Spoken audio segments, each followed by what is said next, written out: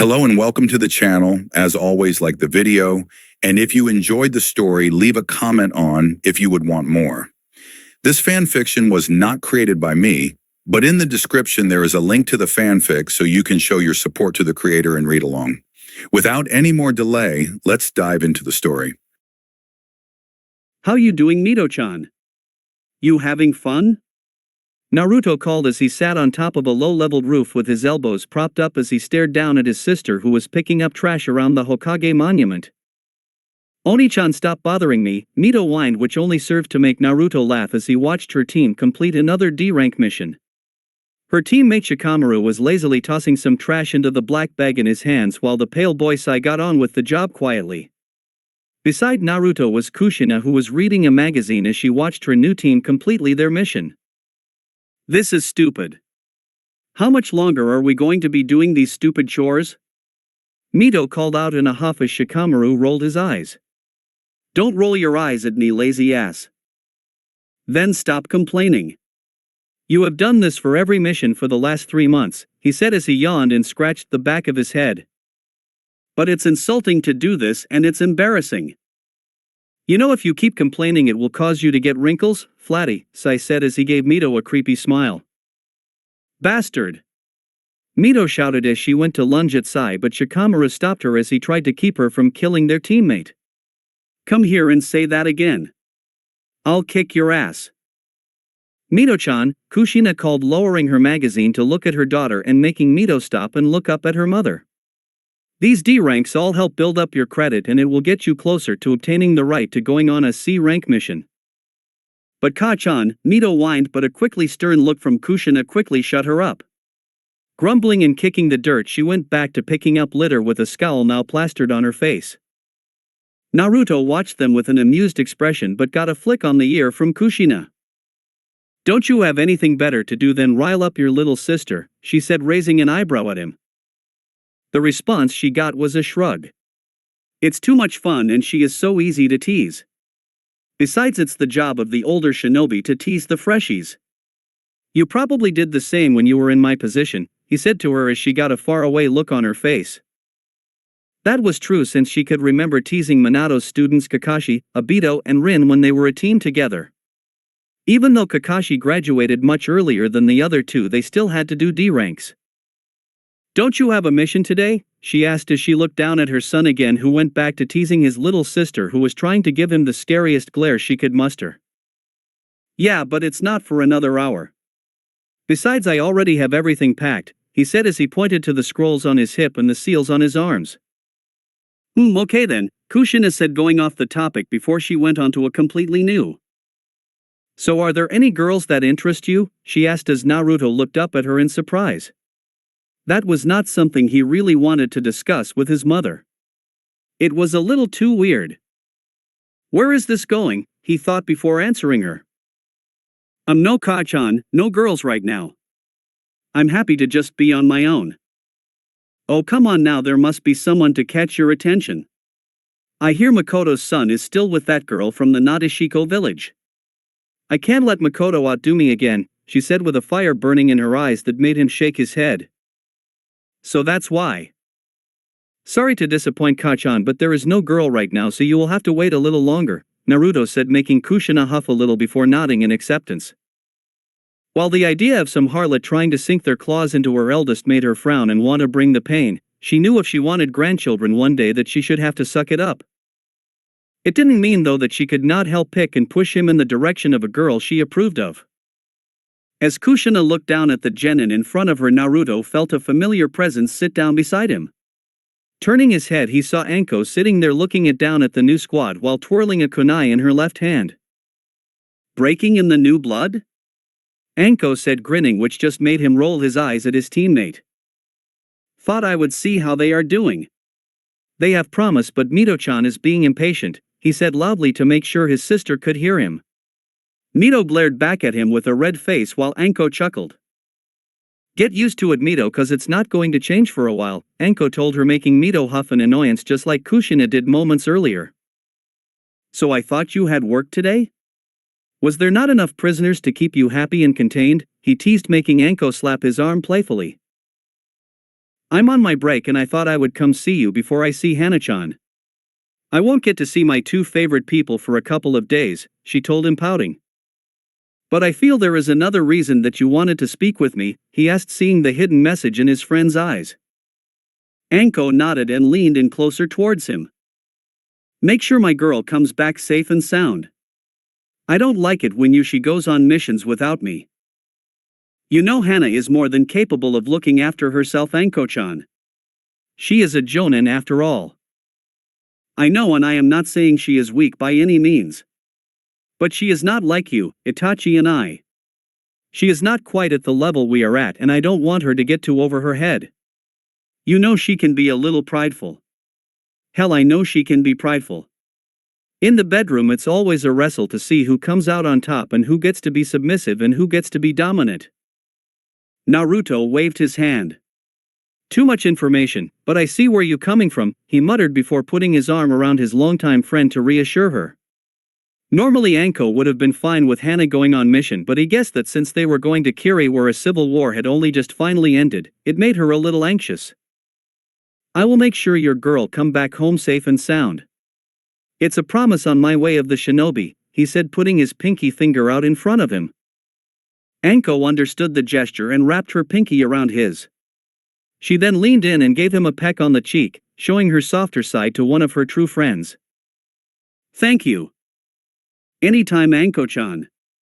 I don't make promises I can't keep.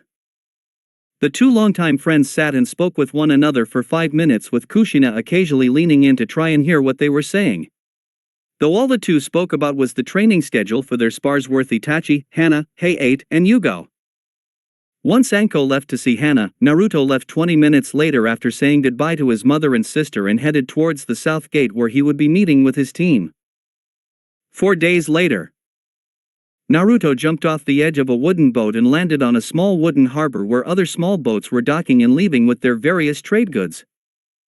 He took a look around his surroundings and frowned a little, since there was a lot of mist currently covering a lot of the small harbor town.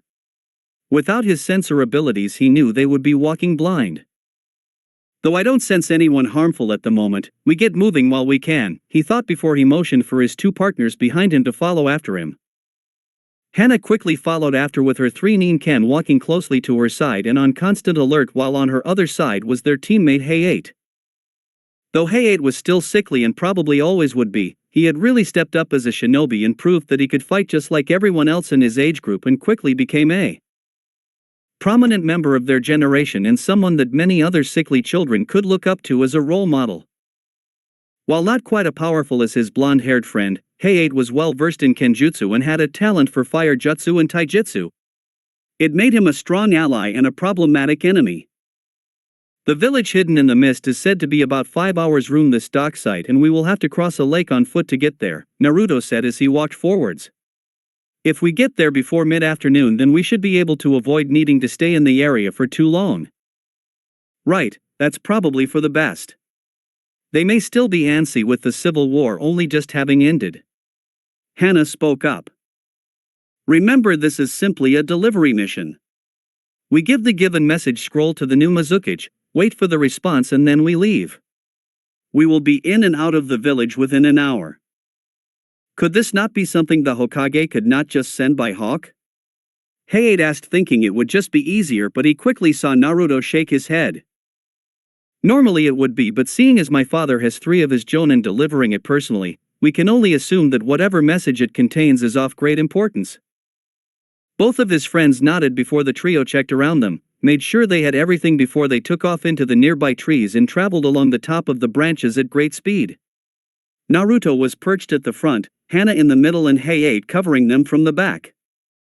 They stayed in that formation for 2 hours as they traveled to the village hidden in the mist.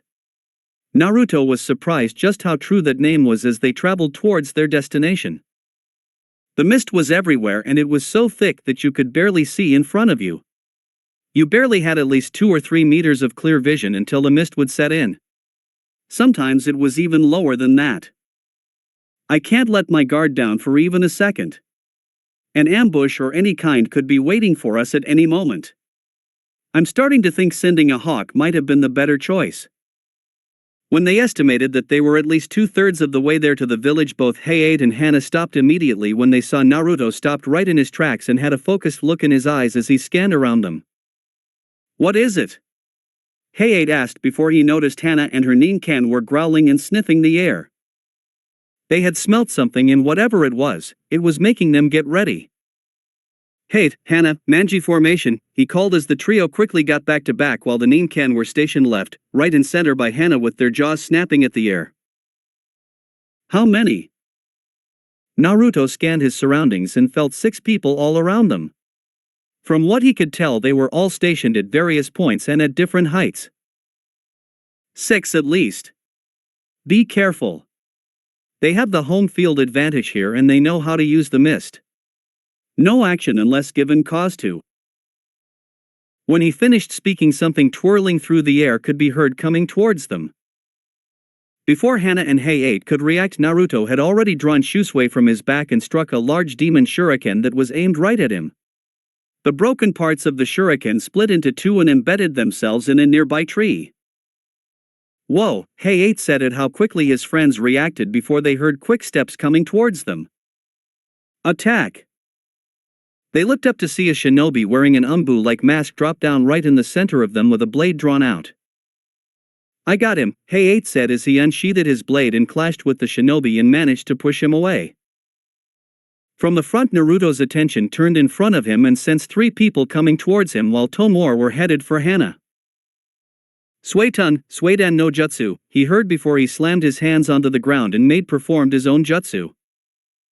"Doton, Dorihiki," he called as a large wall formed in front of him. "Hana 2 coming for you from your left," he called as Hana nodded and quickly spotted them with her enhanced sensitive smell. Her eyes became more canine-like and her nails got more feral as she went down onto all 4 with her ninken stationed with her.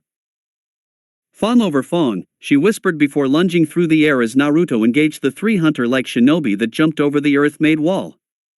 The attack made Hana twirl in the air with her ninken and it looked like a horizontal tornado was ripping through the air.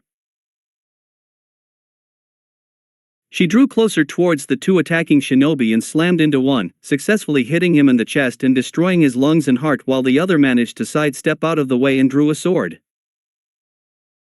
Hana landed on her feet and gripped a kunai tightly in her hands. Above them, Hayate was battling previous attacking Kiri ninja and was holding himself well and was making ground against his enemy. "Cough, who are, cough, you?" he asked, but the shinobi chose not to answer and continued to attack. Their swords caused sparks to fly off when the metal connected. Hayate ducked from a swift strike from the shinobi and brought up his blade to block another strike. Hayate continued to dodge and could see from his opponent's movements that he was getting more and more frustrated at not being able to land a hit on his foe. His movements were getting more sloppy and his swings were getting slower. "Are you with Kiri or the new Godane Mizukage?" Hayate asked, but all he got was angry strikes back at him. "Cough, so be it." Meanwhile, Naruto glared at 2 of the enemy shinobi who had a sword each gripped in their hands. The third, meanwhile, was currently stuck in a headlock in Naruto's right arm. Both arms were broken from where he tried to rush. A strong punch to the gut quickly incapacitated his enemy before he snapped their neck with an extreme amount of force. "Since I'm trying to get to Kiri quickly, I'm going to make this quick. I really don't have the time of the patience to have to deal with you right now," he said as he drew out Shigure as well and held both blades in front of him. He then watched as the 2 umbu out teamed him and flew forward. His swords clashed with his opponents and watched as they tried to push him back. Their other hands came up to take a swing at Naruto, but he easily dodged them with a bored expression on his face. "Have to do better than that," he told them as his foot glowed green and he slammed his foot into the ground. Cracks formed on the ground as a mini earthquake suddenly hit the area, making everyone stumble in surprise, especially the 2 umbu that he was fighting. A huge crater formed from where Naruto had slammed his foot and cracked all along the ground around 6 inches wide began to form. Taking chance of the opportunity, he brought Shigure up into the air. He jumped up into the air as well and slashed down on the surprised umbu. "Hiryu, Kane!" The moment he slashed his opponent and watched them fall back as the attack did its supposed damage, the Umbu member burst into flames as he choked out blood from underneath his mask. "Bastard," he heard the other Umbu call out as he pushed forward as a dragon made of water shot forward towards Naruto with its large red eyes boring into Naruto as it raced forward. Naruto narrowed his eyes and gripped both Shigure and Shusui tightly in his hands and held them to the side as he closed his eyes. "Yakadori," he muttered as he swung both his swords together at the same time as a large slash of compressed air formed from the slash that were so dense that the slash made a crescent moon-shaped object that sailed towards the attack at great speed. The moment it connected, the water dragon split right down the middle and dispersed to the sides of Naruto, narrowly avoiding him and destroying the few trees that were behind him.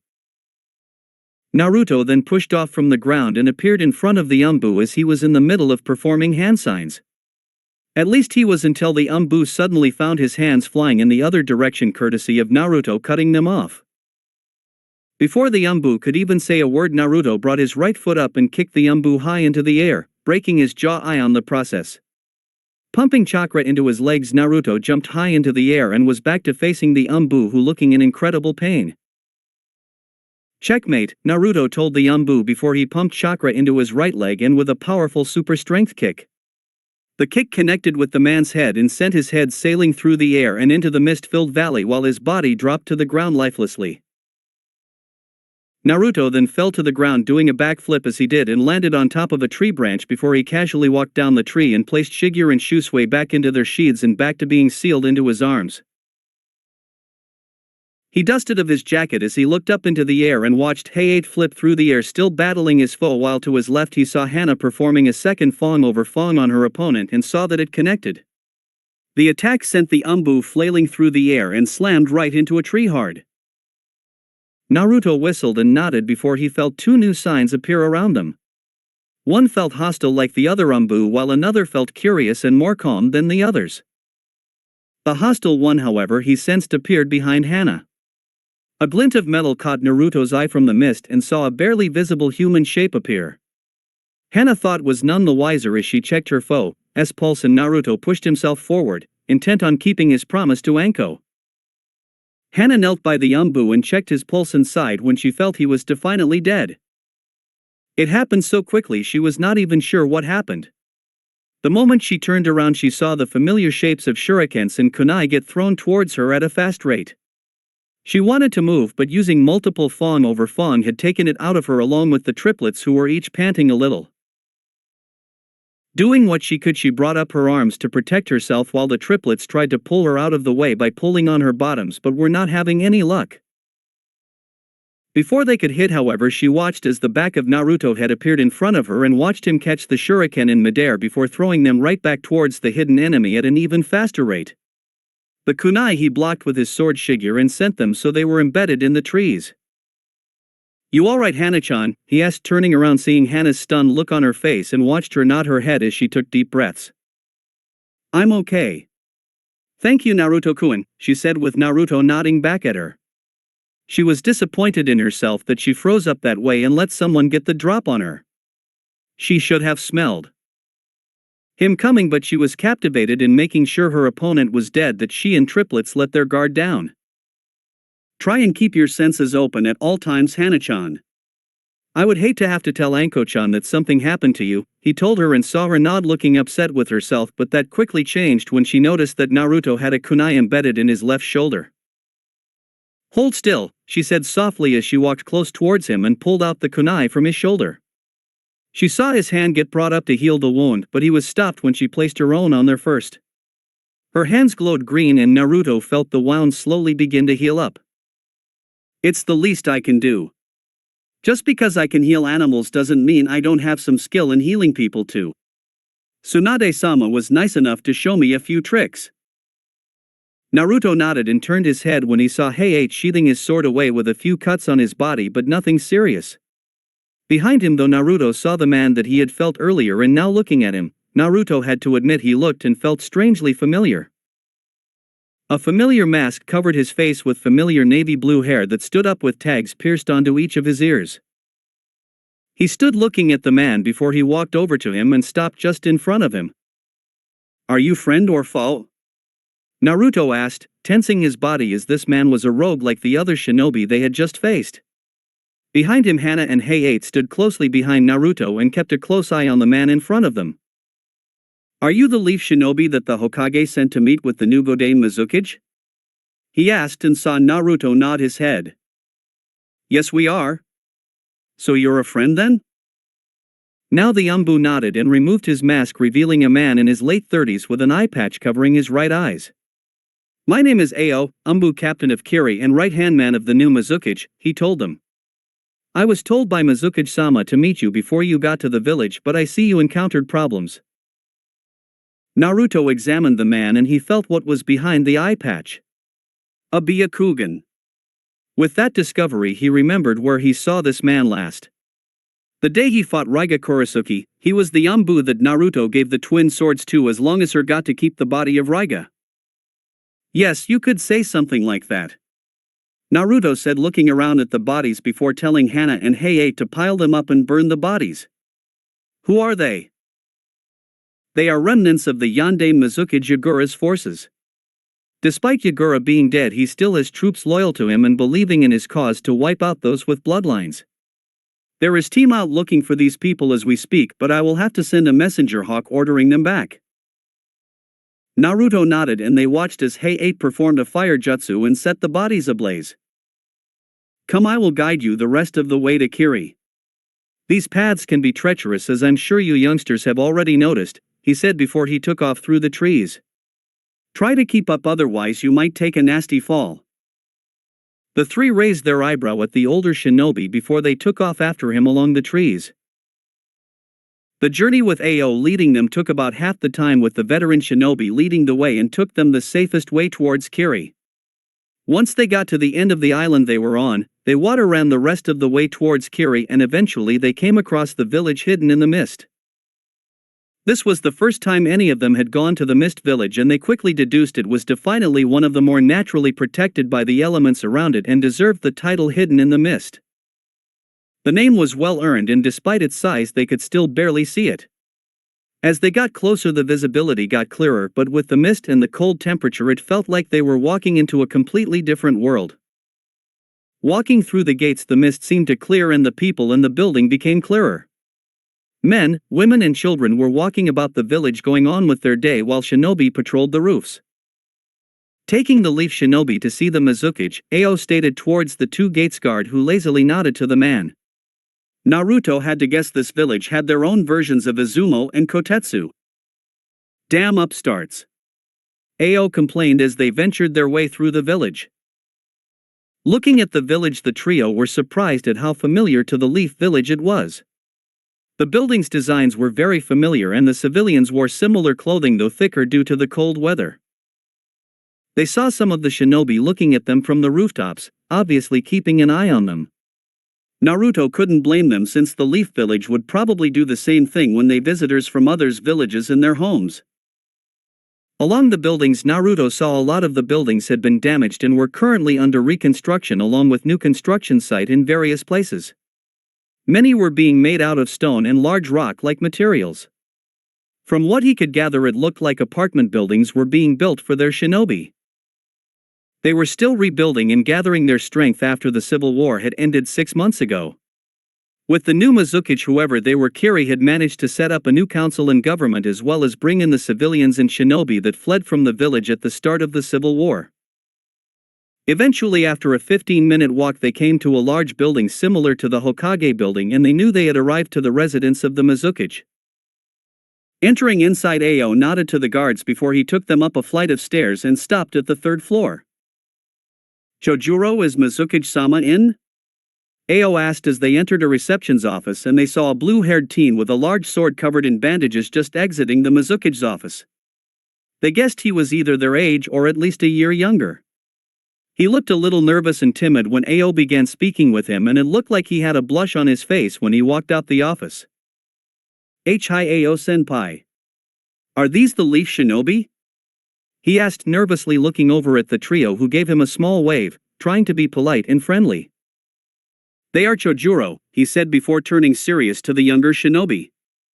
"Chojuro, I need you to go the messenger hawk pay and send out a message to Squad 5. Tell them the group they are tracking have already been found and dealt with and they are to return home. They saw Chojuro look over it towards them and saw him focus in on Naruto before he yelped back in surprise. The Yandame Hokage's son, he said, panicked to their surprise before Ao got his attention back to him with a glare. Hi senpai. I'll get right on it, he said and hurried out of the room, nervously avoiding Naruto as he went by. What was that all about? Naruto asked with a raised eyebrow before hearing Ao snort. Why do you think? Did you not see the giant sword on his back? Ao asked, further confusing them before Ao knocked on the door in front of them while nodding to the receptionist behind the desk. Naruto, Hana, and Hey-8 all heard a soft voice telling them to come in as Ao pushed the door open and ushered them to come in. Stepping, both Naruto and Hey-8 understood what had Chojuro so red and flushed in appearance. The Mizukage, who was sat behind a desk doing paperwork, was easily one of the most beautiful women that either of them had seen. She had a slender build with green eyes, an ankle-length, auburn hair styled into a herringbone pattern at the back, a top knot tied with a dark blue band, and with 4 bangs at the front. 2 bangs are short, with one covering her right eye, and 2 are long, crossing each other on her bust, just below her chin. She wore a long-sleeves blue shirt that left her shoulders and the very top of her breasts exposed. Underneath, she wears a mesh armor and leggings with a dark-colored pair of shorts covering everything above the thighs. Naruto did everything he could to hide a blush, but it was not working out too well. Hey-8 did not even bother trying to hide it and looked ready to faint at any moment. Even Hana looked a little hot and bothered by her. However, despite his blush, when Naruto looked at her, he felt like he knew her from somewhere. She resembled a certain someone in his life and it was intriguing him. Thank you, Ao, she said in a silky voice as Ao nodded and took his spot behind her and leaned against the wall. She then turned to face them with a polite smile on her face. Despite appearances, this woman was the Mizukage for a reason and knew that they should be on their guard just in case. My name is Mei Terumi, the Godame Mizukage of Kirigakure. I hope you all had a safe journey to our village. I would hate if the leaf found out any of you were hurt in any way. I formally welcome you to our lovely village, said politely as the trio gave her a bow. Especially you, Naruto-san. I am surprised the Hokage sent his eldest to come and see me. So you know who I am then? He asked as she motioned for him to take a seat while Hana and Hey-8 stood up behind him. Behind her desk, the Mizukage chuckled. Naruto-san, you will find that in Kiri you have become something of a legend here, she told him. In the last 5 years you have fought and killed 2 of Kiri's 7 swordsmen. One of which was a low A class and the other a high A class shinobi. You have many of our shinobi tense and nervous when you entered through the gates, I'm sure. He nodded before realizing what Ao meant with Chojuro. He guessed the kid he met was a 7 swordsman in training. Though he was unsure which sword it was he was carrying. Is that why Kiri still has a dead or alive bounty on my head? He asked, and just saw Mei continue to smile at him. I may have forgotten to get rid of that, she said sweetly. That was mainly Yagura being paranoid. He didn't like the idea of youngsters like you becoming so powerful at such a young age. He nodded, though was unsure if he believed her. He guessed her shinobi side was being covered up by the sweet and sultry mask she had created. As true as that may sound, we won't have a problem here, will we? I don't feel like losing my head anytime soon, Naruto stated, with Mei just continuing to smile at him as his hand rested on the seal that Shusui was sealed in. Behind her, Mei knew Ao was tensing and preparing himself, but she waved him off, signaling that it was okay with Naruto doing the same for Hana and Hey-8, who were on guard and preparing themselves. I'm glad that we understand one another, Mei-sama. I hope you don't mind me calling you Mei-sama? He said with Mei shaking her head. Not at all, Naruto-san. I have never been one for honorifics, she stated as he nodded, though Ao rolled his eyes, thinking his Mizukage should not be acting so nonchalant with the foreigners. That's good to hear. Well, in any case, we should just get this over with, he said as he put his left over his right wrist and channeled chakra into a small storage scroll. A small pop sound was heard and a bit of smoke before Naruto revealed a scroll in his hands. This is from our Yandame Hokage for your eyes and your eyes only, he said seriously as he handed the scroll over to the Mizukage. May readily took it and everyone watched her take on a more serious look as she opened the scroll and slowly began to read it. The team of Leaf Shinobi sat quietly in the office as they waited for a response from the beautiful Mizukichi. Behind Mei, Ao was trying to look over her shoulder and Naruto even suspected he was tempted to use his Byakugan to read what it said. But one look from Mei made him go pale and look away. 5 minutes later Naruto, Hana, and Hay-8 watched as Mei finished writing a response back to the Hokage in a similar-looking message scroll before sealing it up and handing it over to Naruto.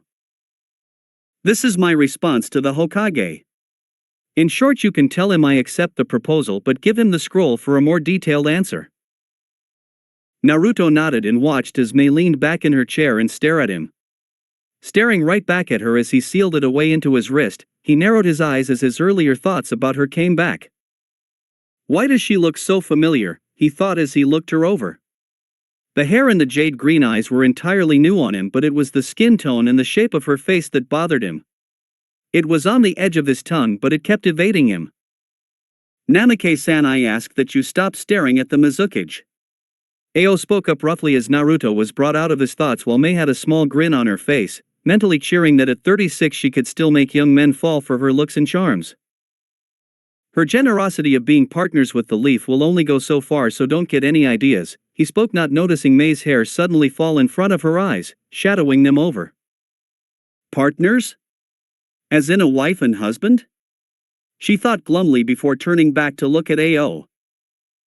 Shut up, Ao, or I'll kill you, she told him in a bittersweet voice that made Ao look like he had just been kicked in the crotch and have an aura of fear wrap around him like a blanket. Scary, everyone thought, while unbeknownst to everyone else Naruto's eyes widened in size as realization hit him and began realization who this woman reminded him of. The hair and eyes might be different but some of the mannerisms and the way she speaks are the same with her. If I have her grow her hair out like Mei-san's then they would almost match, he thought before he decided to put it to the back of his mind for now. If that will be all, that perhaps at time we left, Naruto spoke as he stood up, trying to stick with the plan of not staying in the village for more than an hour. Of course, Naruto-san, Mei responded as she too stood up. Just as she did though, they all heard a tap on the window and turning around they all saw a Konoha messenger hawk by the window.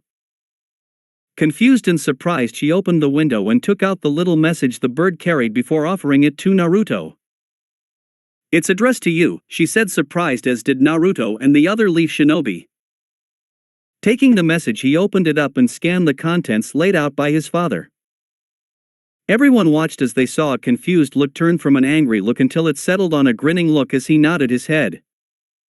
Do you have a piece of paper and a pen I could use, Mei-sama? He asked with Mei nodding and handing over some paper and ink from her drawer. Quickly writing a response, he replied back the message and sending the hawk back off to Konoha, he turned around towards Hana and Hay-8. It seems Kakashi and his genin team ran into some trouble in Wave Country.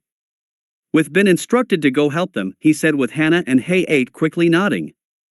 They were both about to leave but saw Naruto staying put and turned to look at Mei. My father wrote in the message that this could be a good chance to test out the possible alliance between Kiri and Konoha, he stated as he handed the note over to a surprised-looking Mei Terumi who began to examine the message. A moment later a look of realization came to her face as well as surprise before she turned to look at Naruto with a big smile on her face. Yes, Naruto-san. I think this will work out perfectly, she stated as they grinned at one another, leaving the others in the room to wonder just what they were talking about. A few minutes later, Naruto stood in an alley just outside of Mizukichi Tower. He bite his thumb and goes through some familiar hand signs before saying, Kuchios no Jutsu. A small white tiger cub with bright green eyes appeared in a puff of smoke, who purred the minute it saw Naruto. Naruto, sending another message to Dash. Sho, Gaia, I still haven't told anyone about that yet, but yes I am. He replied, putting a scroll in the cub's mouth before she disappeared again, leaving a smiling Naruto behind. Standing in front of a nice little 3-bedroom house, Naruto knocked against the wooden door as Hana and Hay-8 stood on his left and right side. The triplets were stationed between Hana and himself, all three sniffing the area and making sure there were no enemy signatures around to cause problems. Since Wave Country was not all that far from Water Country, it only took them about 2 days to arrive at the Merchant Country. Wave Country was a country where they had no shinobi of their own since they had their own natural defenses. The country was a simple trading country that many of the minor countries and a few major countries did business with. It was not often that they got requests from Wave Country since the country overall was normally a very quiet yet peaceful place. From behind the wooden door, Naruto heard a few voices suddenly cease and go silent. Light footsteps were then heard coming closer to the door until stopping with the door sliding open. Standing in front of him was a beautiful woman with dark hair that looked to be in her early 30s, dressed in a pink blouse and a dark blue skirts.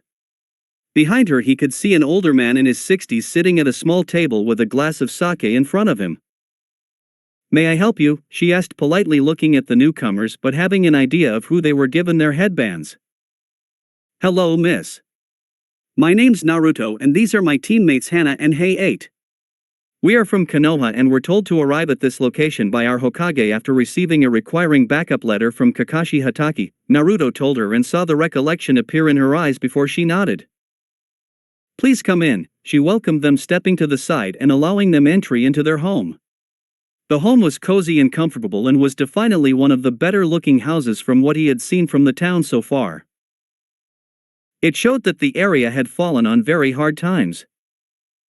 As soon as they walked in and entered the small dining room, Naruto saw Eiji sitting by the small table reading one of the books their father had given him about Fuinjutsu.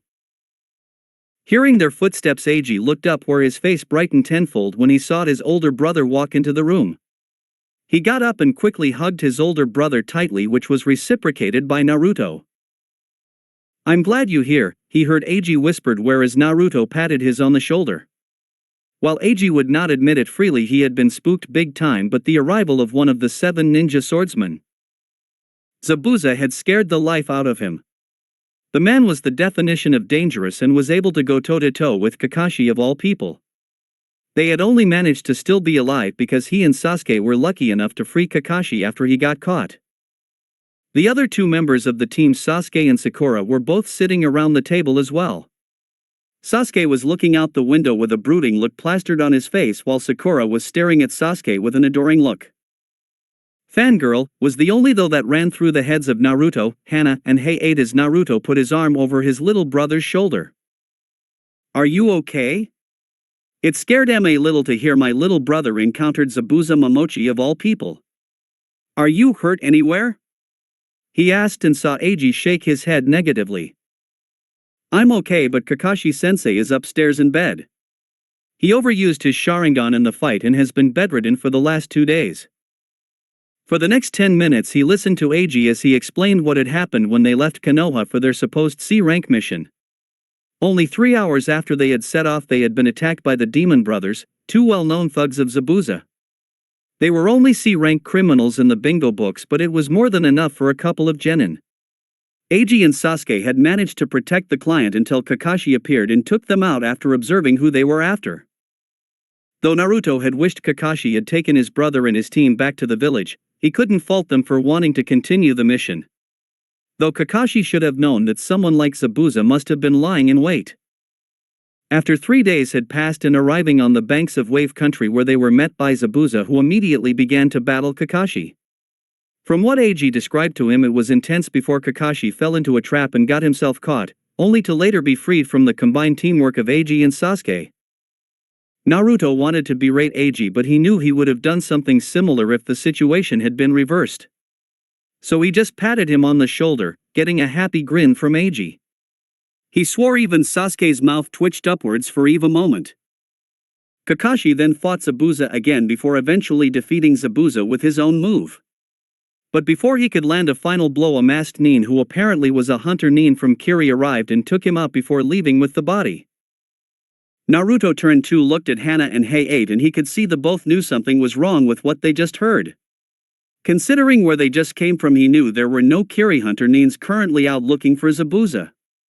The Mizukichi had already told them that this was first time they had heard from about Zabuza in over a year, and that all their hunter nins were still stationed in Kiri, helping to train the next generation of hunter nins. That was no hunter nin, Hana told them as she patted one of her 3 dogs on the head. Eiji, Sasuke and Sakura turned their heads towards her. "We just came from Kiri and a meeting with the Mizukichi," She has no hunter Nins currently searching for Zabuza. They heard Sakura gasp. But then who was that person with the mask? Most likely, someone working with Zabuza, Hayate answered. He has been gone a long time, but it's not surprising Zabuza may have found some new additions to his little group. Eiji-kun, where did the hunter Nin hit him exactly? Where on the body? Hana asked, with Eiji telling them he was hit twice in the neck with sunbon needles. Hana feared this. He was put in a death-like state. Make the heartbeat so shallow that it masks the shinobi still being alive. Zabuza is very much alive and still out there. Naruto ran a hand through his hair and saw Eiji, Sakura and Sasuke look a little fearful at the idea of Zabuza still being alive. He had left a lasting impression on the trio and he couldn't blame them. It was their first mission outside of the village and they ended up running into one of the 7 swordsmen of the mist. We will need to speak to Kakashi about this. But first we need to focus on these 3. No doubt they will be in the firing range since Zabuza and his accomplices will want them gone. Zabuza strikes me as a prideful person. Hana tapped her chin. She didn't know a whole lot of medical ninjutsu, but she knew enough to make her a novice. Thankfully her time with Anko helped her when it came to the human body and what certain effects can happen to them when put in specific states. Zabuza is not dead, but he will need time to heal. He will be bedridden for at least 10 days until he is back at full strength.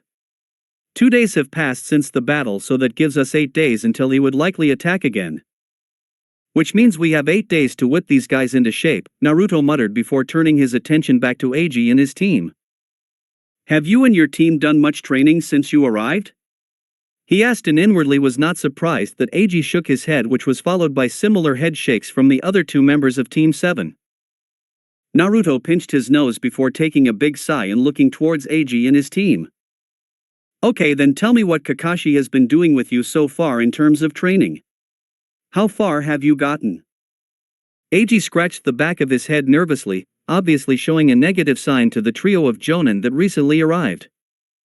Kakashi-sensei has been teaching us teamwork skills and had us work on the tree climbing exercises so far, they heard Sakura tell them. They waited for her to continue but quickly realized she had already finished. All 3 of them looked at them in disbelief. That's it? That's all he has taught you in a month? He got 3 nods in response to his question. That's ridiculous, Hana piped up, looking less than impressed and angry at the veteran jonin that was leading these 3 genin. That is something you should have done in your first week. Why is that all you have learnt? Kakashi-sensei is always 3 hours late, Sakura told them as she twiddled her thumbs on her lap. We do an hour of teamwork exercises and then we go to D-rank missions. After that he tells us to go home. Naruto and Hana both felt like pulling their hair out while Hayate shuffled away from them. Good-for-nothing scarecrow, the both muttered before Naruto took an empty scroll out from one of the seals on his arm and put it on the table. He then pulled out a brush and ink. Alright, I'm going to be straight with you 3, he told them as the 3 13-year-olds looked at him. Right now you are way behind where you should be. Eiji and Sasuke might be ahead given their clan training, but you Sakura aren't where you should be. Sakura looked down, disappointed in herself as she nodded. She knew she was the weakest in the group despite being the smartest. But the 3 of you should be further along and it was Kakashi's job to ensure you got the right training. Obviously he has not done that, which means for the next 8 days you 3 will be working your asses off. Understand? He told them and saw all 3 of them nod. Eiji looked happy, Sasuke had a tiny grin on his face while Sakura had a determined look appear on her face. Have all 3 of you completed the tree walking exercise? Hana asked as she planned on helping Naruto with the training plan for them. All 3 nodded their heads, which was a relief to the 3 jonin. Then we can start on the next exercise. Naruto told them. Hey, every morning I want you to teach them the water walking exercise. That will improve their chakra control and their reserves. You 3 will do that every morning until you can do the exercise without even thinking about it. The trio nodded, though Sasuke looked a little miffed that he had to listen to his brother's friends. In the afternoon we will focus on your individual skills and raise them up. If I think it's possible, we might even teach you guys a new jutsu or two. Understand? The three genin nodded their heads while Tazuna and Tsunami, who had simply watched and listened for the last 30 minutes, were impressed at how quickly Naruto had taken control. Tazuna stood up as he prepared to leave for the bridge and continue with its construction. Since it's still morning, you three will go out with Hayate and begin the water walking exercise. Hayate, don't let them come back until they can stand on the water for at least 30 seconds. Will, I do, Hayate responded as he stood up and ushered for the genin to follow him. The trio left, each looking excited and determined and obviously happy they were getting some real training, though Sasuke did glare at Naruto for a few moments but quickly got moving when Naruto gave him a look indicating him to get moving. Being a jonin had its perks when it came to the genin. As they left, Naruto made 2 shadow clones. Tazuna-san, these clones will go with you to the bridge and keep guard for you. I promise nothing will get past them, he told Tazuna, who nodded his head in gratitude as he left after saying goodbye to his daughter. Once everyone left, Hana looked at Naruto irately and slammed a hand down on the table. What the hell was Kakashi thinking? What was the Hokage thinking? They should have been sent straight back to the village the moment they ran into the demon brothers. How could Kakashi be so foolish? Let's go and find out, Naruto told her as they both stood up and walked up the flight of stairs with Naruto in front and Hana following closely behind. Hana was beyond furious. She and Kiba might not see eye to eye right now, but it didn't mean she stopped caring about him. If she found out that her little brother had run into a shinobi with the caliber of Zabuza Momochi, she would have been irate and would be calling for Kakashi's head. She knew Naruto long enough to know when he was angry. And by the look in his eye she could tell Kakashi, and to an extent his father, had really angered him. 20 minutes later, a sleepy and exhausted Kakashi woke up having dreamed of beautiful girls in bikinis in a large hot tub. He groaned and went to sit up but instead felt a weight on his chest. Blinking the sleepers out of his eyes, he looked up to see Hana's 3 Nin-ken with their paws on his chest, snarling at him. He gulped before his face went pale when he noticed Naruto and Hana sitting with their backs to the wall and both with their arms crossed. Both had narrowed eyes and he could have sworn he heard Naruto's knuckles cracking. So I'm guessing you're the backup? Kakashi asked timidly. Neither gave him an answer before Hana slammed the door closed and he watched Naruto activate silencing seals around the room. Outside, Hayate watched as Eiji, Sasuke and Sakura continued to fall into the ice-cold water, oblivious to what was happening inside. He was having too much fun watching the genin fall into the water like suckers. The trio shook in their wet clothes, oblivious to the beating and scolding their sensei was being given. Next day, Naruto stood in the makeshift training field he and Hana had made for the 3 genin as they stood off to the side and watched Eiji, Sakura and Sasuke run laps around the field, each looking a little different than the other. Hayate was currently guarding the bridge builder with Kakashi, who was walking around thanks to the Shosen Jutsu. Eiji looked relatively okay thanks to his Uzumaki stamina with only a light sweat on his forehead. Sasuke trailed slightly behind a few paces, looking a bit more out of breath than his blonde-haired teammate, but was still able to keep up the pace. And then trailing behind was Sakura, whom the 2 boys had managed to lap twice already and looked ready to collapse at any moment. Since yesterday they had watched the trio of genin and cooked up a familiar training regimen that each would perform each day in hopes that their strength and skills will be improved enough to help with the incoming threat of Zabuza. Eiji Naruto knew well enough, since his range of skills and moves were similar to their father in that he relied more on speed than power and preferred taijutsu and his tri-pronged kunai in combat situations. He and Mito were alike in that they were close mid-range fighters. He had Eiji focus on his speed and used weight seals on his legs and arms. He had him spar with a shadow clone of his. Sasuke was a little different in that his was more a ninjutsu fighter, and with his fire jutsu and taijutsu prowess, he could switch ranges from long distance to close up.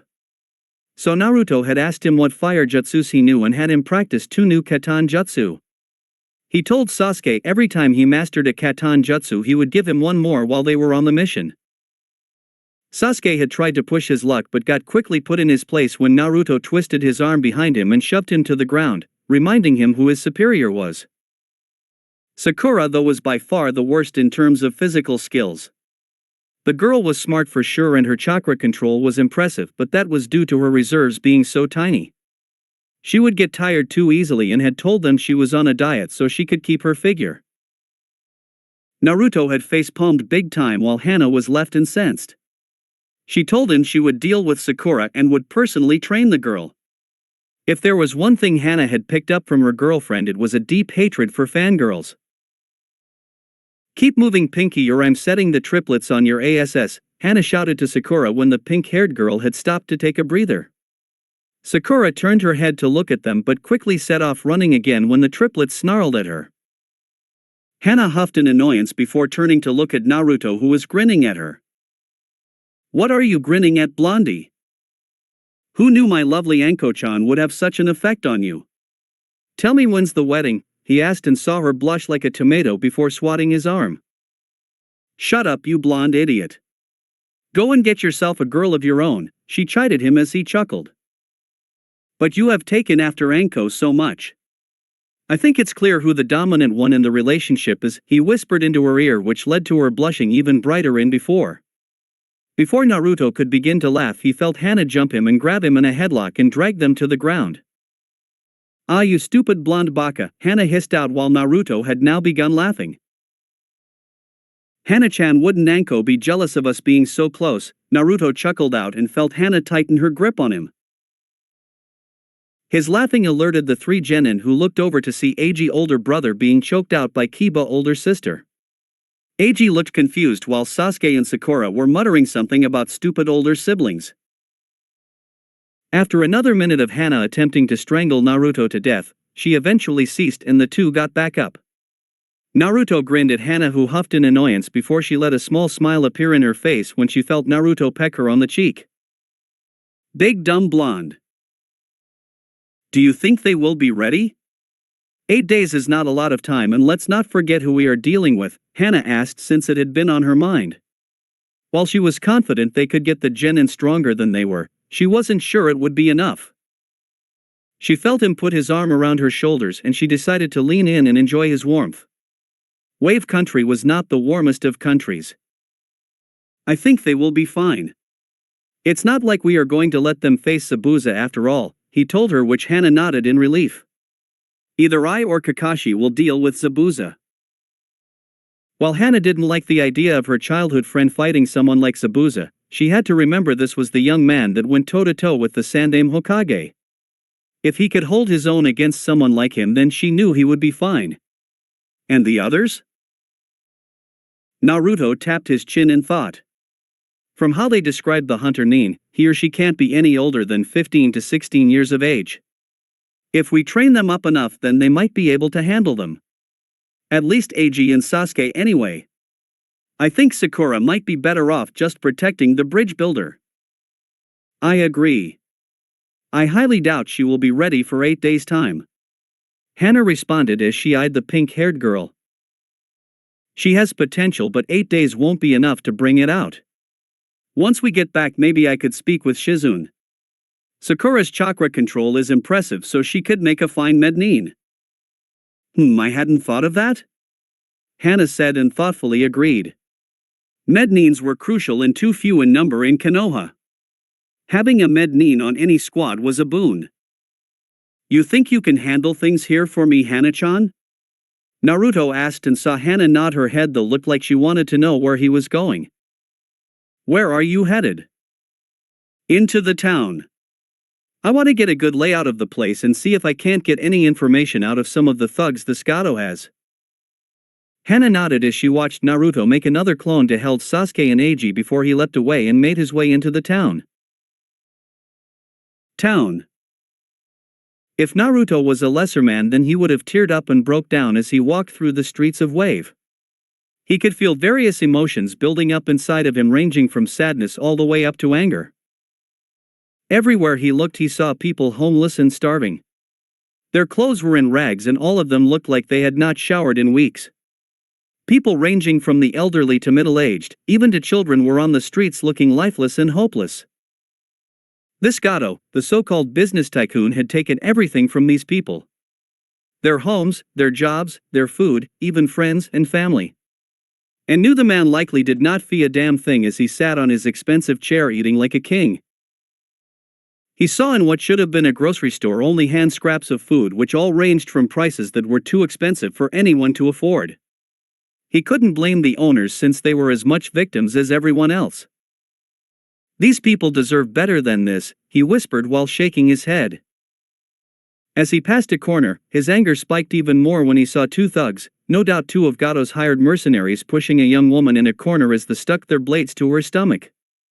Her very pregnant stomach.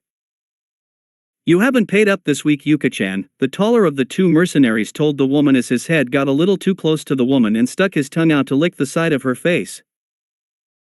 "You wouldn't want anything to happen to that whelp in your belly, would you?" the shorter of the two said as he stuck his blade to her stomach, causing the fabric to rip ever so slightly. The woman was crying as her hands tried to protect her large stomach. "Please, I can't afford it. I have nothing left to give," she cried out as hot wet tears began to form in her eyes. Both of the mercenaries grinned perversely at her. "Oh, I can think of something you can give us," the taller of the two told her as his hands went up to her dress and began yanking it down.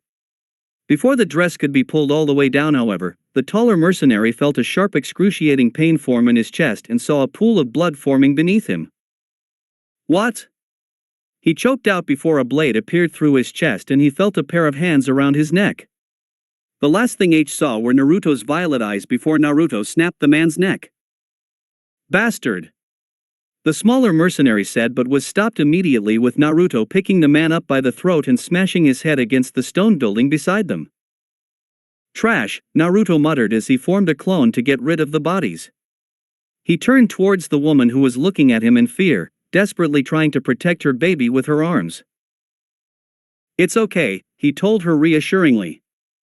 "I'm not here to hurt you. I just saw what they were going to do to you and stepped in to stop them. I mean you no harm."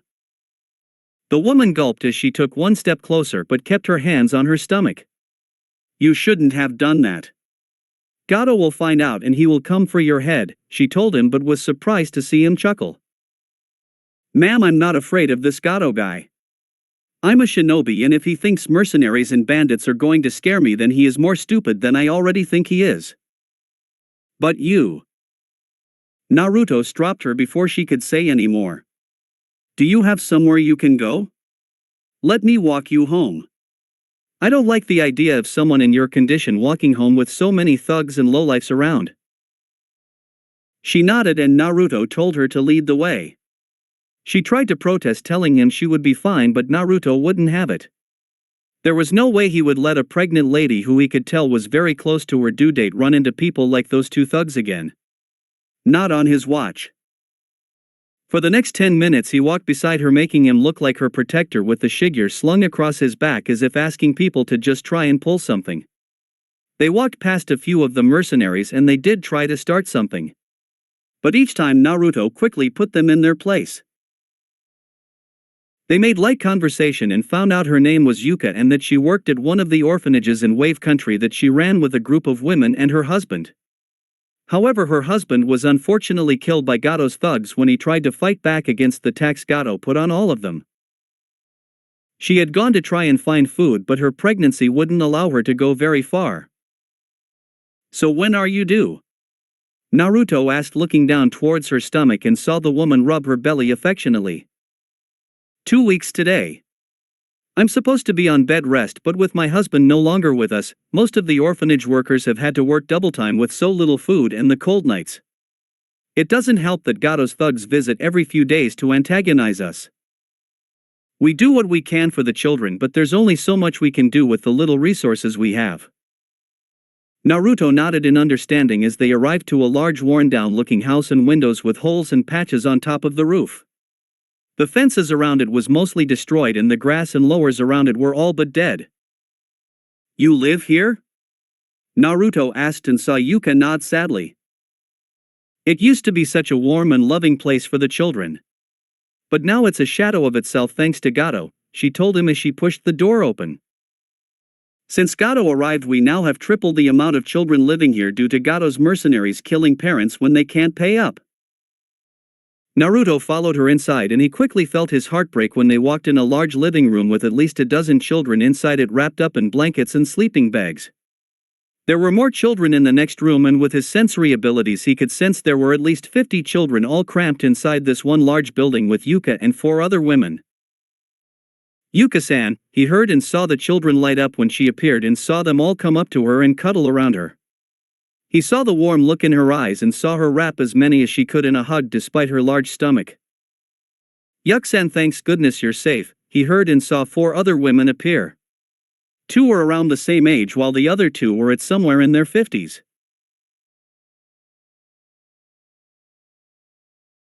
She quickly told them about her savior, and Naruto was quickly showered with gratitude and thanks from the other 4 women and many of the older kids.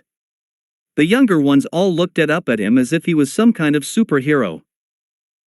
Very quickly the children all crowded around Naruto, and with Naruto being the warm-hearted person he knew he was, he sat on the floor and began entertaining the children with his various shinobi tricks.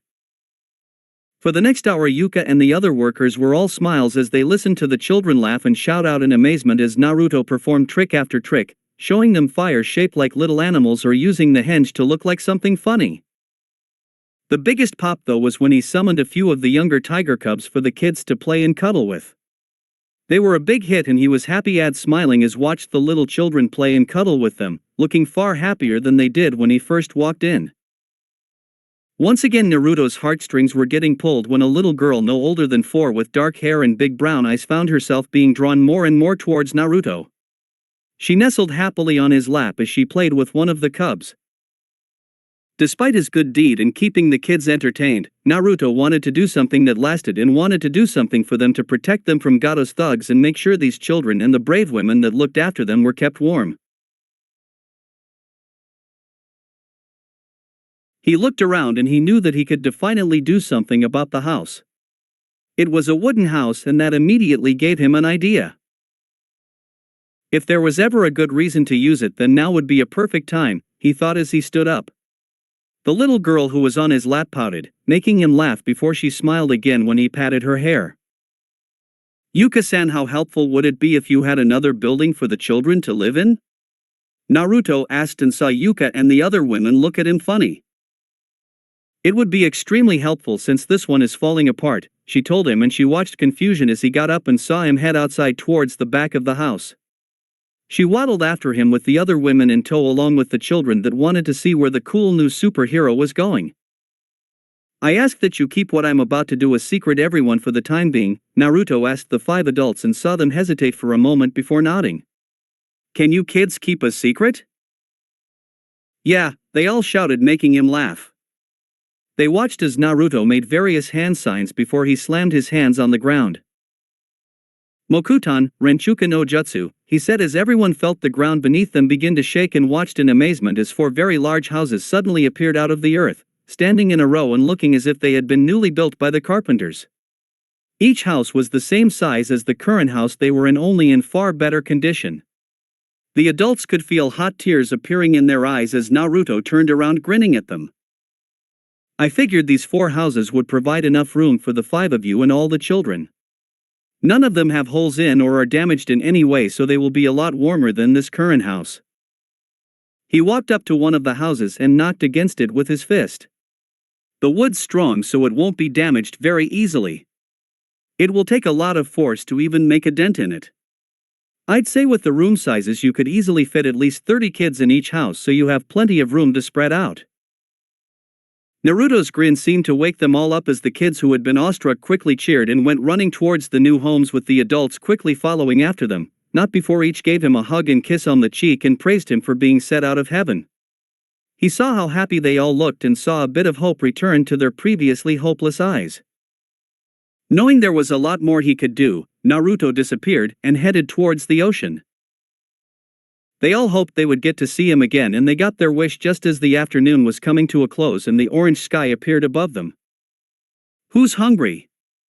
They all heard as the adults all came out of each house, having set up an order of who would be in which house and where the children would sleep.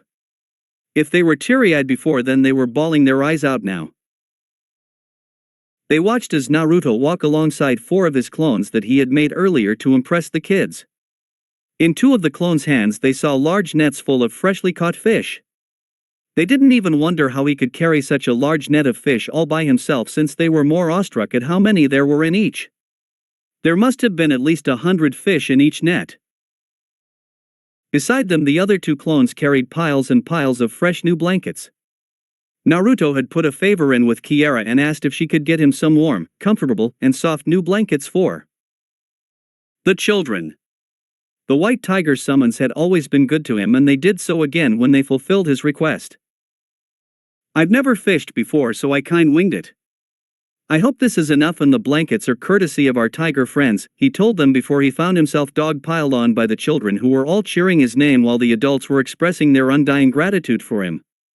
There were happy tears all around. Never did they think when they woke up that morning that a stranger from another country would protect Yuka, build 4 new houses out of nowhere for them, catch enough fish for a week's worth of food, and bring them all dozens of new blankets for them to keep warm. He had one of his clones make a large stone pit where they could cook the fish, since there were no kitchens currently in the houses. Even he couldn't make kitchens appear out of thin air. They all sat down and cooked the fish before they began to chow down as Naruto kept the children entertained again. "So this is where you disappeared too," they all heard as they gathered around the fire as Hana appeared with her 3 ninken by her side. She had gotten worried when he never returned for dinner at Tsunami's home and went off to find him, with Hay-8 remaining behind with Team 7, Tazuna and his family. Everyone was beginning to wonder where you were. She knew he would not have been in trouble since Naruto could take care of himself. But she knew that her friend no doubt found some new project to diverge on. "Hey Hana-chan," he spoke with a mouthful of freshly cooked fish, making a few of the kids around him giggle at him. Hana looked around and saw all the happy faces and quickly smirked at the blonde man. "I'm guessing this is your doing?" she asked, and saw him nod his head happily as her 3 ninken went and sat beside some of the children and let them pet them. "Naruto-Nyakan is the best," she heard all of the kids say as they happily munched on the fish, quickly showing how hungry they were. Each kid had at least 3 helpings, even the younger kids devoured their food like little monsters, and the caretaker spent a good few minutes wiping the younger ones' faces. Naruto felt one of the younger children poke him in the arm and was pointing towards Hana, who by now had come to stand beside Naruto. "Oni-chan, is she your this?" she asked as she pointed to the ring finger. "She's really pretty."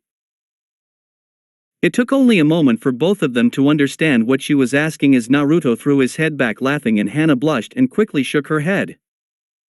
No sweetie, we're just friends." "Good friends, that's all," Hana told the little girl, who just looked at her absent-mindedly. Though Naruto leaned down and whispered something in the girl's ear that made her begin giggling. "What are you saying to her?" Hana inquired, but Naruto just grinned back and winked at her. "Naruto, seriously, what did you say?" Hana asked again, but Naruto just continued to grin until he saw Hana Farrell's annoyed look on her face and saw her go to swat him in the head. Naruto though ducked it and jumped away onto one of the roofs, getting everyone's attention. "You really want to know, Hana-chan?" he asked, and saw Hana nod her head and getting an impatient look appear on her face as well. "I just told her you're secretly in love with me and that you've been trying to get me in your bed for a long time." He began laughing and quickly ducked and rolled out the way as Hana lunged at him with a great burst of speed, her eyes narrowed and slitted showing. Her body shook with annoyance and anger before taking off after Naruto when he began to move. "Don't deny our love, Hana-chan. We can be together forever," Naruto laughed out as he dodged a swipe from Hana as she chased after him, fully intending to beat him into the ground. Around the fires the children and adults all laughed at the interaction as Naruto narrowly avoided Hana's attack as he laughed out loud. He was thanking Kami above that Anko wasn't here. "Are you both ready?" Naruto asked as he stood side by side with Hana and Hay-8 as they stood high above the ground on the treetops. Down below they looked down upon a large hidden hideout 5 miles away from the main town in Wave Country. The past 7 days the trio had spent in Wave Country. They had spent both helping the town and ensuring the Genin team Eiji was ready for a confrontation with Zabuza and his accomplice. In town, Naruto's multiple clones continued fishing in the harbor and feeding the town with what he caught. It put smiles on the face of many people and it kept them fed each day, which was a step up from their previous situation. He helped with their food as much as they could, but he knew money was what would ultimately help this town. And they needed lots of it. Secretly, he had used his Mokuton to build more houses. A few here and there to prevent suspicion from the others. Now was not the right time to reveal the power he somehow inherited from the Shodame Hokage. At Tsunami Home, Hayate and Hana had helped the Genin team while Hana had focused her time on Sakura. The girl was truly pitiful but was at least making steps to improve her physical abilities. You couldn't have just brains in the shinobi world. The brawn was needed just as much. For that they got Sakura's stamina up while making progress on making her chakra reserves larger. Hopefully sense had finally been knocked into the girl. At least that's what they all hoped anyway. They managed to at least get rid of this stupid diet the girl was on. With Sasuke and Eiji, the two had been taught how to walk on water. Once they did so, they were told to spar with one another, learning to control their chakra to keep them on top of the water while trying to focus on their opponent at the same time. It took a while, but eventually they finally got there. They would train Sakura in the water walking exercise once her chakra was up to snuff. Then the two boys were told to focus on the jutsu they knew before they were taught a new jutsu. So Naruto had Hayate watched over them and practice. This way they could gain better mastery over their jutsu, control the amount of chakra better while enabling them to make them more powerful while using less chakra. Both boys grumbled at that since they thought they were good enough at their jutsu as it was, but a quick spar with Hayate showed them how wrong they were. Naruto was confident that Team 7 could hold the duo down long enough for them to arrive to the bridge. Kakashi was ready, Eiji was ready, Sasuke was ready, and Sakura he hoped was ready. So do you think he's really there? Hayate asked, his eye focused intently on the building. What if everything the guy told us was lies? The trio had spotted a member of Gado's thugs and decided it was time to end Gado's reign in Wave Country once and for all. They had seen the destruction that he had caused and knew that enough was enough. No one, not even a rich man like Gado, would be allowed to get away with such horrendous crimes. Killing innocent lives, forcing people out of their homes and rendering people homeless and starving. Naruto would not allow such an evil person to live a moment longer. I know he is. Hana responded, her eyes going all canine-like as she and the triplets growled. I can smell him from up here. The man smells repulsive. I'm actually looking forward to this. You and me both. Naruto responded as he dropped out of the treetops and marched towards the hideout. Do you think Zabuza and the unknown shinobi are within? Hayate asked as Hana smelled the air. They knew they would have a fight on their hands if the 7 swordsman member was inside. It was a good thing for them that Naruto was with them and had experience when it came to fighting the swordsman. Before she could answer, Naruto already beat her to it. They're not. They both would have had large chakra signatures if they were, but I'm sensing no one of that nature. It's just bandits. No ninja training whatsoever if I'm reading it right. They've gone for the bridge? Naruto nodded. It's likely. The team on the bridge will be fine. Kakashi can deal with Zabuza, and I'm confident that Eiji, Sasuke and Sakura can handle the accomplice. Are you worried? Hana asked as she touched his elbow. Despite his hard expression, she knew he must have been troubled with the fact that his brother would be in such close proximity with a member of the 7 swordsmen. She knew if it was Kiba on the bridge, then she would want to be there to protect him. Even if she and her little brother weren't seeing eye to eye right now. An older sibling couldn't help but be worried about their younger siblings. I am, but I'm confident Eiji will be okay. He knows when he is over his head and he knows how to deal with stressful situations. Remember Hana-chan, he was taught by our parents. Eiji knows how to keep himself safe. Naruto explained while taking a deep breath. Besides, I left a clone watching from afar just in case. That way the clone could let me know if something was going wrong.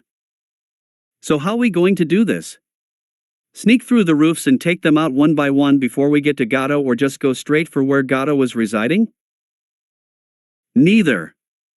Naruto told them as he took out his swords and immediately slashed the wall to pieces, creating a large entrance for them into the building. We're going to force our way through and kill anyone who gets in our way. Both watched as Naruto jumped through the destroyed wall and began to unleash hell on all the bandits that got in his way. Behind him, Hana smirked wildly and decided to let her inner beast out. Hade watched Hana get on all fours alongside her Ninken, her hair going wild and spiky before she charged inside, and could already begin to hear her Fong over Fong being put to good use. Hade sighed and scratched his head before he took out his sword. Might as well get this over with, he whispered to himself, letting out one last cough before he joined his comrades. Inside. Get out of my way, you fool. Gato shouted as he pushed one of his hired bandits out of the way, a briefcase in his hand as he yanked a painting off of the wall to reveal a safe behind it. He was a very short man who barely came up to most people's shoulders, with light brown hair that stuck upwards and small green glasses that barely covered his eyes. He wore an expensive-looking suit while a cane rested in his left hand. Damn, that's Zabuza. I should have known he would fail, he muttered angrily to himself as he opened the safe and began stuffing large quantities of cash inside of the briefcase. He didn't care if small notes fell out. All he cared about was getting his money and running for his life. He had been enjoying his day, expecting Zabuza and his apprentice to arrive with the news that they had killed the bridge builder at last. Instead, he heard a piece of the lower walls get destroyed before the sounds of pure carnage made it to his ears. He quickly sent as many of his bandits towards the intruders, which was roughly around 200. However, if the noises he could hear as well as the loud growling and barks, he guessed they were getting hacked away like yesterday's dinner. Come on, he muttered to himself, trying to stuff as much as he could before eventually making it to his limit. He would have to try and come back for the rest when the intruder had either left or been killed by his thugs. His head shot up when he heard the yells of death become louder and louder and realized the intruders were now on the same floor as them and were likely just outside the door to his office. His head shot around to look at the dozen thugs that were in his office to protect him. Well, don't just stand there. Go and kill them. I'm not paying you to just stand around and do nothing all day, he demanded, though it didn't sound threatening with the fear lacing his voice. The thugs all gulped and looked at each other nervously. None of them particularly wanted to go out there. They knew whoever was out there could easily kill them if they had managed to get past all the thugs on the lower level. After a few seconds and feeling a swirl of courage, one of the thugs nodded to Gato and ran out of the room with his sword drawn high into the air. He exited through the door and cried out a loud war cry. A second later, however, that cry came to an abrupt halt. They all waited and listened before a loud thud hit the door to the office and a sword suddenly appeared through the wooden door with blood laced around the steel. I need to leave right now. Gato mentally shouted to himself before he ran across the room and opened one of the windows. He looked down and gulped when he saw the long drop to the ground. There was no way he was getting out of this with some kind of bodily injury. He contemplated it for a second before he heard the door getting smashed to pieces, and he saw what could only be described as 3 pairs of demonic-looking eyes all scanning the room before landing on them. Get them! He shouted, making the thugs jump before they lunged and charged at the 3 shinobi. Gato didn't hang around to find out what happened before he jumped from the top of the widow and headed straight towards the ground. The moment the short man hit the ground, he died in agony as he felt a loud crack in his left leg and fell to the ground. It felt as if fire had gone up his leg and was burning him from the inside out. He didn't need to be an expert to know his leg was likely broken from the fall. He rolled around on the ground for a few seconds before he remembered what was happening. Despite the agonizing pain in his leg, he managed to stand with his leg dragged lifelessly. He was mentally thankful for the cane right now as he used it to help support his weight. As glass shattered from above him and screamed when the dead body of one of his thugs landed next to him, his throat cut with a large-looking blade and eyes rolled back into the back of his head. Gato fought through the pain in his leg and moved as quickly as he could through the misty forest. He didn't dare look back as he was too afraid to see what kind of destruction and carnage lay there. I gotta get somewhere safe. I have to get to one of my safe houses, he mentally shouted to himself before a scream ripped through his throat as 2 pairs of sharp jaws locked onto both of his legs and pulled him down to the ground. He screamed and wailed in agony and tried to claw at the dirt before his pain sensors overloaded as two swords suddenly went through his hands and pinned him to the ground.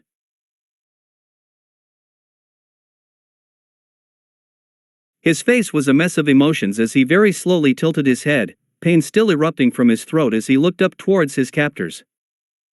Naruto stood in front of him, his normally warm eyes now cold and emotionless, ignoring the fact that his clothes were covered in blood while having splatters of blood on his cheeks. Beside him, Hana and Hayate were in a similar state, though Hana was growling at him viciously, her inner beast telling her to rip this man limb from limb. Two of the triplets had their jaws on his legs while the third was near his face, his muzzle almost touching his face. Please, please don't kill me. I'll give you whatever you want. Money, power, women, slaves, anything. You name and I can give it to you. Just don't kill me. He wailed. He was desperate. He didn't want to die. This could not be the need of the mighty Gato. He still had so much to do. Naruto's face never changed. Anything? Naruto asked, showing Gato that maybe there was some hope. Yes, anything. You name it and I can do it. Gato repeated, a blink of happiness on his face. He might just live. All was silent before Naruto said, bring everyone you had killed back to life. Very quickly Gato's face dropped as fear and horror appeared on his face, his skin losing all its color. Despite the pain going through his body, he felt numb as he heard those words. Of all things, it had to be the one thing that was impossible. He felt as if his life was flashing through his eyes. But I see can't do that, was he managed to say before Naruto turned to look at Hana. Hana, you know what to do, he whispered before Hana's face lit up with the wicked retribution. The retribution of all of Wave Country as she spoke the three words Gato never wanted to hear. End him, boys. The last thing Gato saw was the jaw of the third dog as it lunged at him and latched itself around his throat as the life was literally ripped out of him. The three shinobi just stood there as Gato was quite literally ripped into pieces by Hana's Ninken. The death might have been brutal and vomit-worthy, but all three knew Gato got exactly what he deserved. A disgusting death for a disgusting person. After another minute the dogs ended their assault, all three looking pleased that they were the ones who GT to kill the one who caused such innocent people harm. The dog felt great pride and happiness as the three shinobi patted their heads while Hana cooed at them for killing the bad man. Anko was starting to rub off on her in a dangerous way. Naruto walked towards the mutilated body in front of him and removed his swords from Gato's hands. He sheathed Shusui before he used the other to swiftly cut off the Gato's head. He needed proof after all that Gato was dead. What now? Hayate asked as Naruto used a fire jutsu to burn the rest of Gato's body. He watched as Naruto created 4 clones and ordered them to go back into the Gato's hideout and collect as many valuables as they could and seal them into scrolls. Everything in there would go to Wave Country in order to help them get back to prosperity and peace. Go to the bridge? Hana asked as she cleaned the triplets muzzled with a few handkerchiefs while getting rid of the blood on her face and her comrades' faces too. The bridge. We have a favor of goodwill to fulfill first, after all, Naruto told them before they jumped into the trees and took off, the burning body of Gato remaining on the ground and becoming nothing but a pile of ash. The bridge. Damn it, Sasuke, stop trying to fight him all on your own.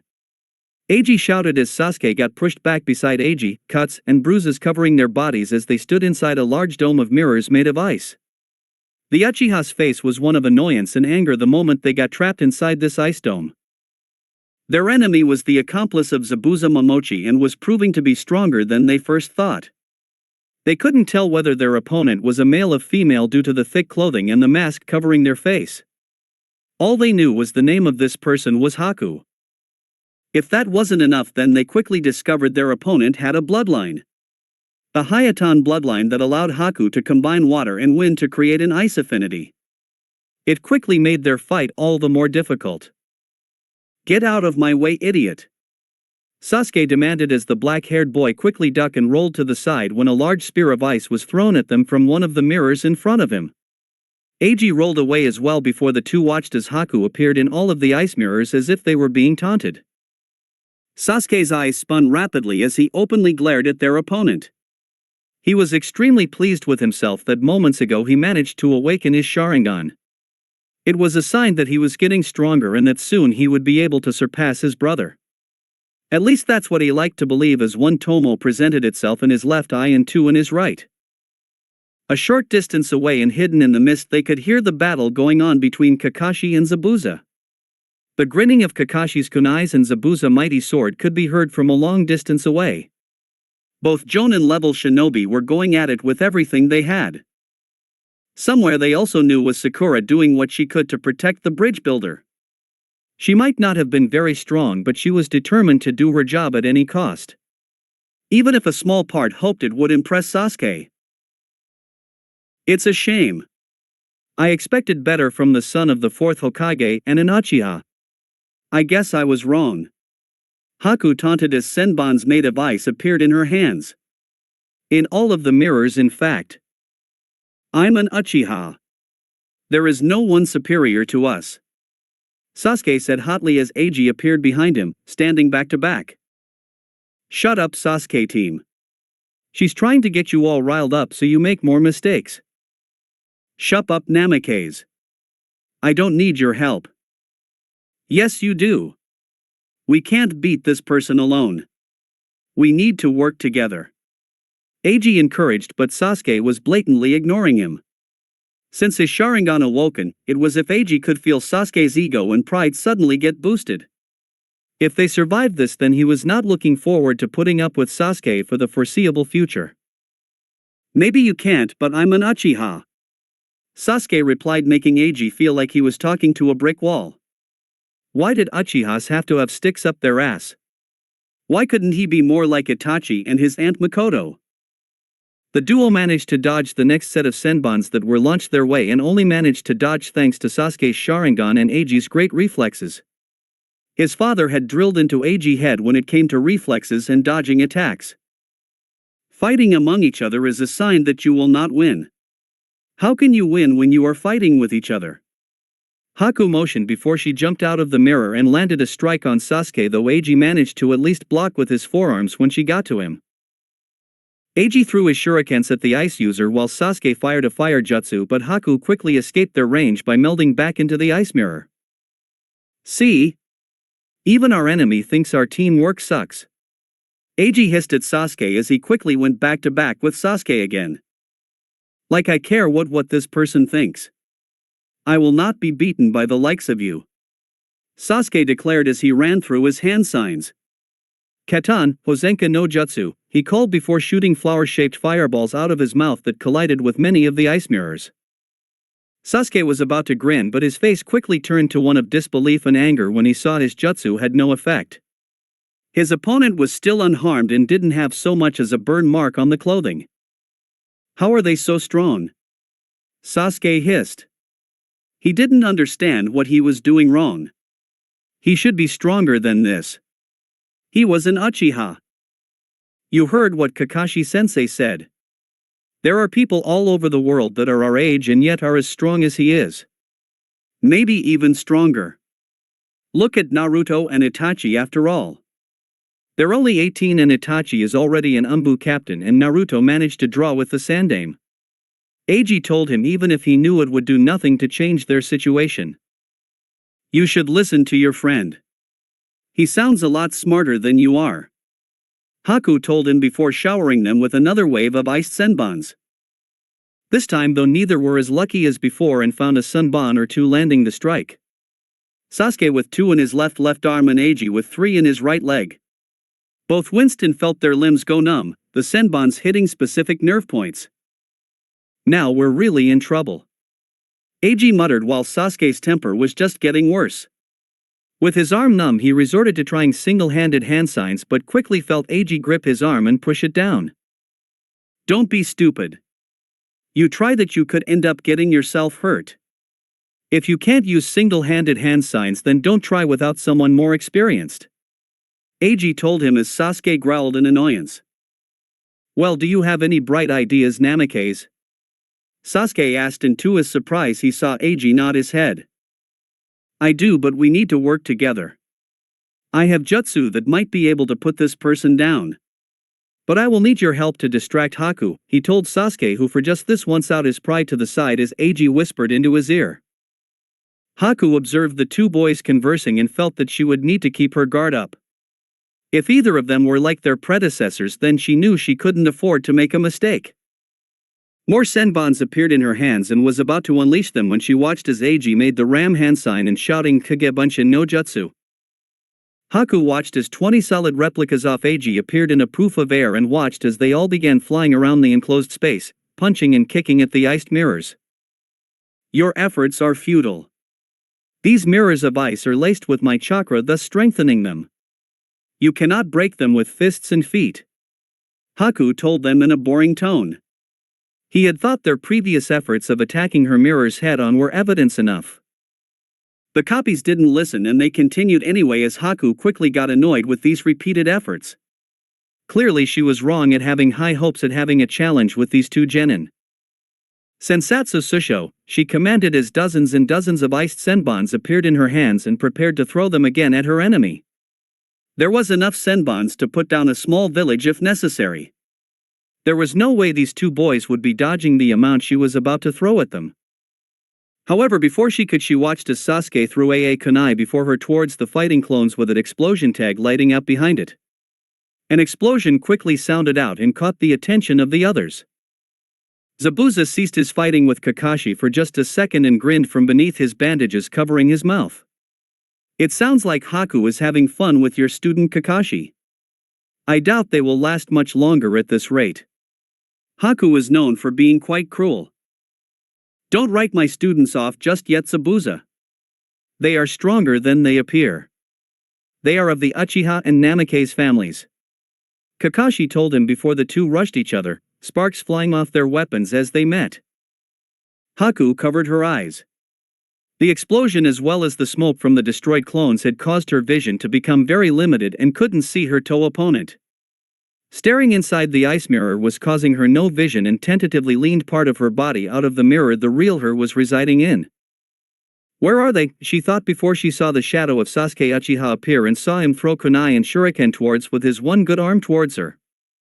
Not thinking about looking for the other boy, she deflected each strike with her ice-made senbons. All except one that was off target and sailed past her iced mirrors. Sasuke was barely standing. He had been a little too close to the explosion and had black soot covering his body. The fight was beginning to tax him more and more. All you have done was slow down the inevitable.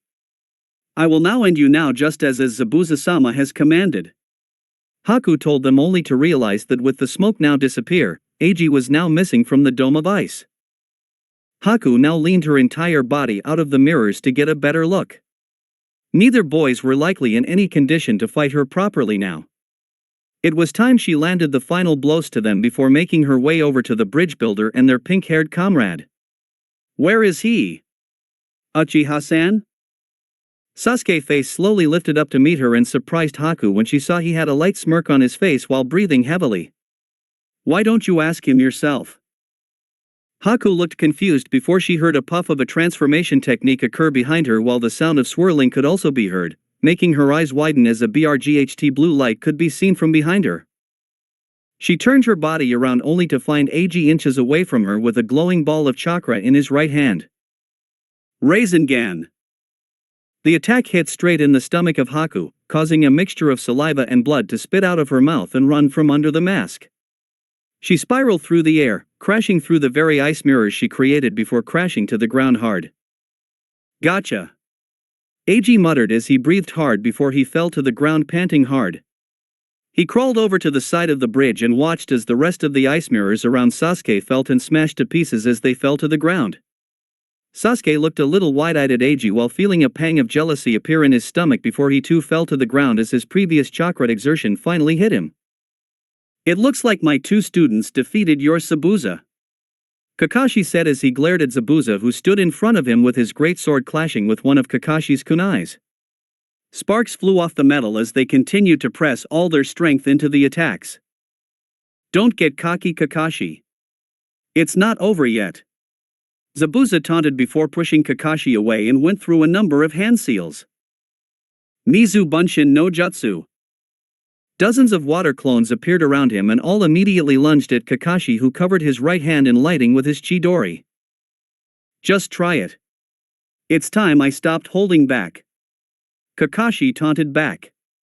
He zoned in on the real Zabuza with his Sharingan, intensifying the Chidori in his right hand and preparing to land the final blow. He watched the clones rush forward and knowing that the jutsu would have zapped a portion of Zabuza's chakra away. Waiting until the moment was right, Kakashi shot forward at such speed that Zabuza was momentarily caught off guard. The Jonin from Konoha sped through the clones of Zabuza before any one of them could strike Kakashi with the mighty sword. Zabuza could only watch as the Kakashi destroyed before he could feel the sparks from the attack hitting him from where he stood. "This is your end, Zabuza. Just like I said," Kakashi told him as he got within just a few feet from the swordsman of the mist. "Raikiri! Wait!" Kakashi heard as he got close to Zabuza, who was looking at the copy ninja with surprised eyes at how fast he truly was, and seeing how close to death he was with Kakashi attacks only inches away from his chest. A bead of sweat quickly ran down his face at knowing he had almost been bested once again by Kakashi. Zabuza and Kakashi watched as Naruto, Hana, and Heiei appeared a couple of meters away, all still covered in the blood of the mercenaries at Gato's hideout. All three had a serious look on their faces before Naruto sent Hana to heal up Eiji and Sasuke, while Heiei went to ensure Sakura and the bridge builder were okay. Zabuza Momochi, demon of the hidden mist? Zabuza took a good look at the young man beside him before realizing who he was. Konoha's bladed devil. What do you want, kid? Naruto bristled at the comment of being a kid but shrugged it off for a moment. He unsealed a scroll from one of the seals on his wrists before throwing the scroll to Zabuza, who quickly caught it and opened it up. "What are you doing, Naruto?" Kakashi questioned but got no response back from his sensei's eldest son, who kept his eyes on Zabuza. The demon of the mist showed no reaction while reading the contents that were inside of the scroll. After a minute of silence, he finally looked up from the scroll. "And this is real? This is no joke?" he finally asked before Naruto nodded in confirmation. Naruto shook his head while placing his hand on the hilt of Shusui. "Zabuza Momochi, on the special orders of Mei Terumi, the 5th Mizukage, I have been requested to tell you it's time for you to go home. Kirigakure is now free of Yagura's reign and is in need of your help to rebuild. If you should decline this offer," Naruto drew Shusui and pointed it towards Zabuza, "then I will kill you where you stand." The sheer iron look that was in Naruto's eyes almost frightened Zabuza, who couldn't help but gulp. Even Kakashi felt a shiver go down his spine. "Decide. Now." That's it for today. Remember to show your support to the creator of this story if you enjoyed it. If you would like more parts of the story to be uploaded, leave a comment and subscribe to get notified when the story continues. Bye-bye for now, and I hope that you all have a wonderful rest of your day.